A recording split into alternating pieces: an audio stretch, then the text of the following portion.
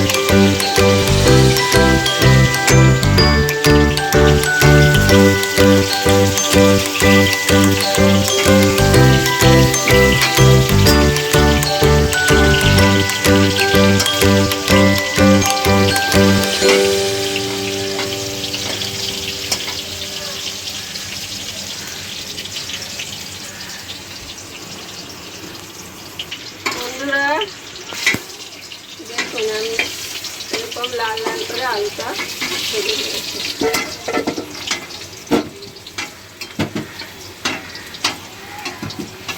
আলুগুলো এখন আমি তুলে রাখছি একটা পাত্রে।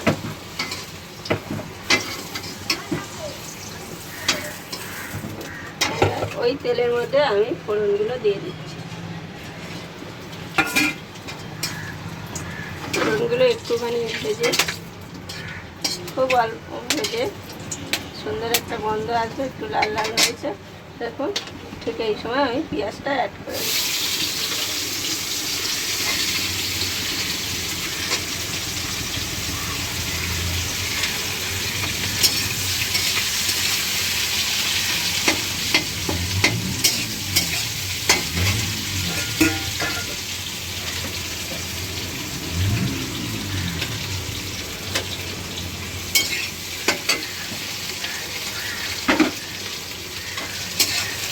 এখন আমি পেঁয়াজটা ভেজে নেব।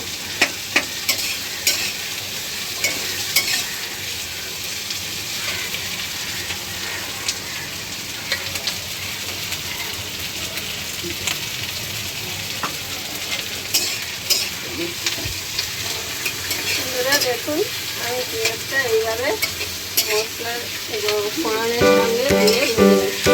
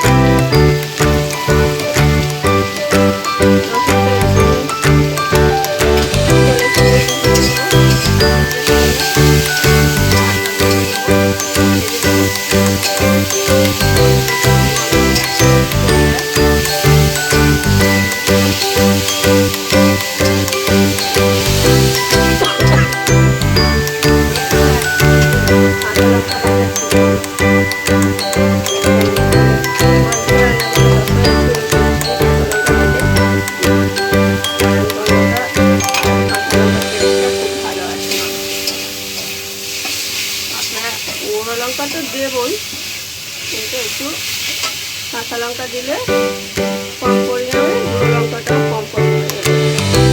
এবার আমি এর মধ্যে দিয়ে দিচ্ছি 2 চামচ আদা বাটা, একই চামচে 2 চামচ আদা বাটা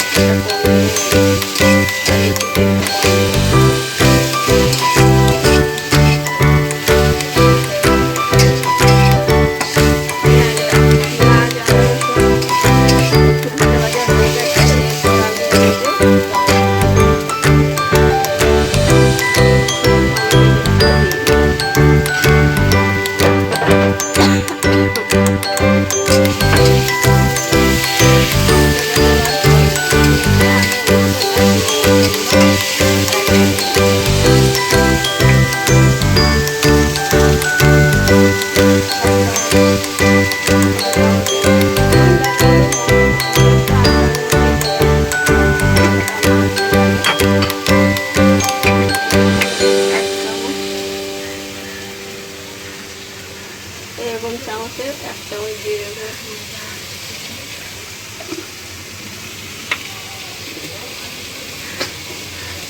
হলুদ গুঁড়ো 1 চামচ দিয়ে দেবো, ধনের গুঁড়ো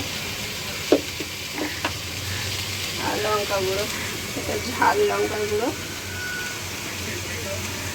যেহেতু আমার কাঁচা লঙ্কা দেওয়া আছে ওই জন্য আমি এতটা ছোটো চামচের 1 চামচ মতো লঙ্কা গুঁড়ো দিয়ে দিলাম, ঝাল লঙ্কা গুঁড়ো। এবার আমি মশলাটাকে কষবো। এর মধ্যে আমি নুন দিয়ে দেবো আন্দাজ মতো, যাতে মশলা দিয়ে টমেটোগুলো সিদ্ধ হয় আর মশলা দিয়ে তেলটা ছেড়ে দেবে। নুনটা অ্যাড করে দিলাম। এবার মাংসের জন্য আমি একটা পাত্রে গরম জল একটু বসাবো, গরম জল দেবো। আমি কখনো কোনো রান্নাতে ঠান্ডা জল ব্যবহার করি, গরম জল ব্যবহার করলে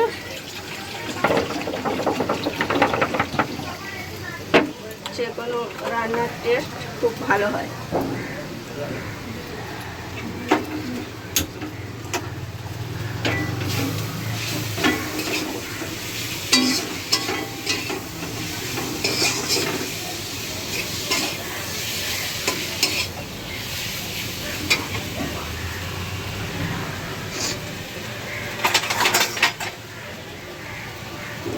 জারটা ধুয়ে একটু জল দিয়ে মশলাটা ভালোভাবে পুড়ে না যায় এবং ভালোভাবে কষা হয়।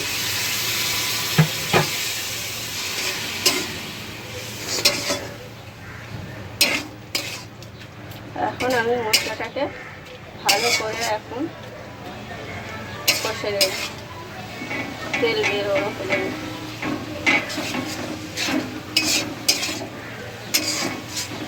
এই সময় গ্যাসে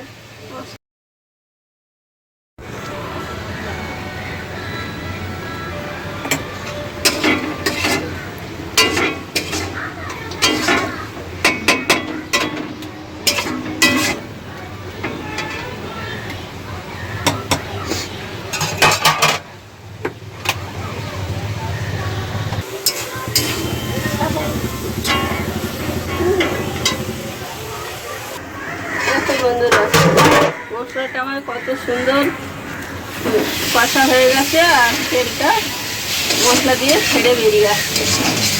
ঠিক এই সময় আমি এর মধ্যে চিকেনটা অ্যাড করে দিই।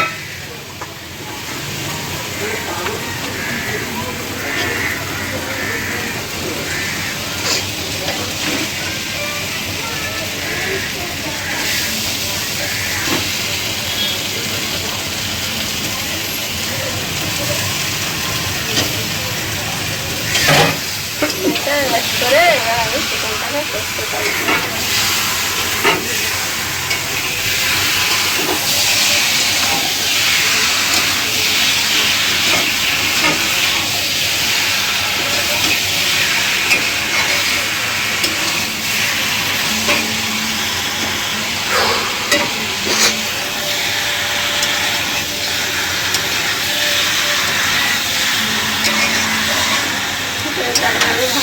কষে একদম মাংস দিয়ে ছেড়ে দিয়ে দেবে ততক্ষণ পর্যন্ত চিকেনটাকে আমি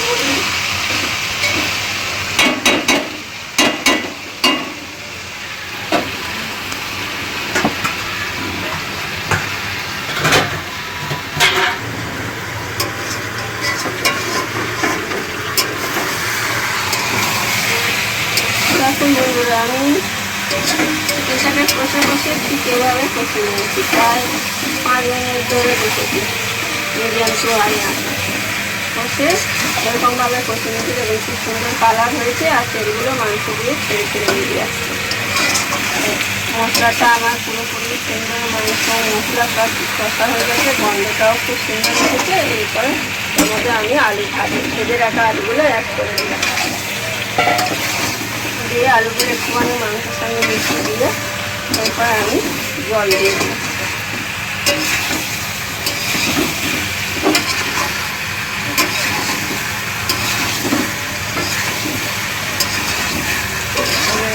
আলুগুলো অ্যাড করে দিলাম এরপর আমি যে গরম জলটা করে রেখেছিলাম গরম জলটা আমি দিয়ে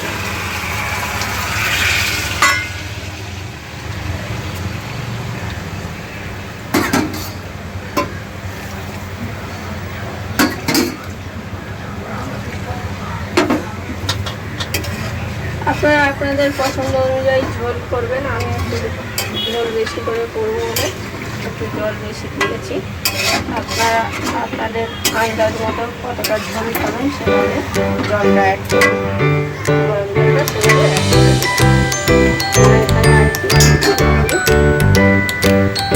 আলুগুলো সিদ্ধ হবে চিকেনটাও সিদ্ধ হবে মাংসটাও সিদ্ধ হবে আর ঝোল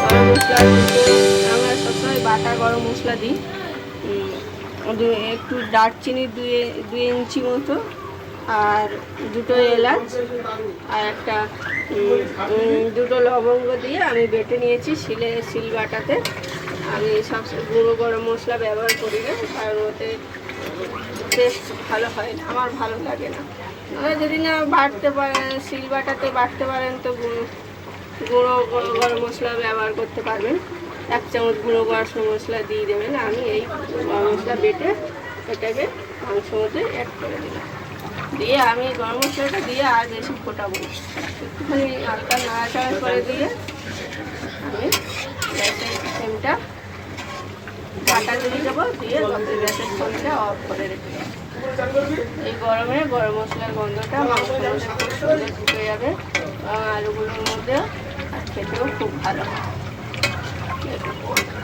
আর মাংসটা আমি তো ঝোল করবো বলেছিলাম আপনারা যদি ঝোল না খান যদি পছন্দ করেন তাহলে জলটা কম দেবেন এবং ঝোলটা কম করবেন আমার মাংসটা পুরোপুরি রেডি হয়ে গেছে এবার আমি গ্যাসের ফ্লেমটা বন্ধ করতে পারবো দিয়ে ঢাকা দিয়ে দেবো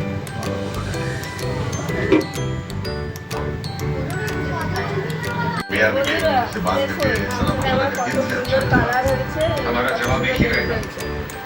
দেখুন। আর আমার রান্নাটা যদি আপনাদের ভালো লাগে আমার চ্যানেলটা লাইক আর সাবস্ক্রাইব করে দেবেন। আমি তাহলে নতুন ভিডিও বানাতে ভালো লাগবে। দেখুন বন্ধুরা কত সুন্দর কালার হয়েছে, কত সুন্দর। এইভাবে একবার আমার মতো করে একবার খেয়ে দেখুন, সেরকম কত সুন্দর। দেখুন আমার মতো বানিয়ে একবার খেয়ে দেখবেন কেমন লাগে আমাকে জানাবেন।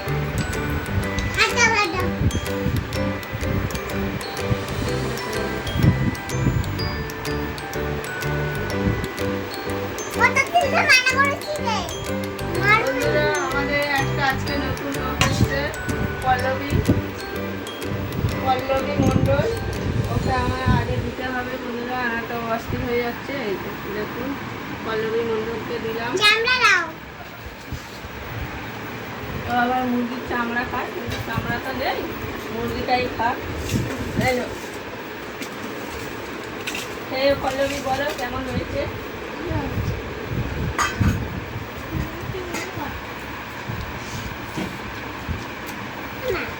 খুব ভালো হয়েছে, খুব টেস্টি হয়েছে, খুব ভালো হয়েছে।